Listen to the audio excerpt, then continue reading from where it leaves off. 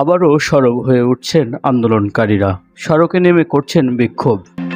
পুলিশের সাথে আন্দোলনকারীদের ধাওয়া পাল্টা ধাওয়ার ঘটনাও ঘটছে। সোমবার দেশের বিভিন্ন স্থানে বিক্ষোভ অনুষ্ঠিত হয়েছে, করা হয়েছে ধরপাকড়ও। চট্টগ্রামে আন্দোলনকারীদের সাথে পুলিশের সংঘর্ষ হয়েছে রাজধানীর মিরপুর ধানমন্ডি এলাকায়। ঢাকায় আন্দোলনকারীদের মধ্যে 20 জনকে আটক করেছে পুলিশ। ইসিবি চত্বরে পুলিশের সাথে ধাওয়া পাল্টা ধাওয়ার ঘটনাও ঘটেছে। এক পর্যায়ে আন্দোলনকারীদের ছত্রভঙ্গ করে দেয় পুলিশ। এ সময় 11 জনকে আটক করা হয়।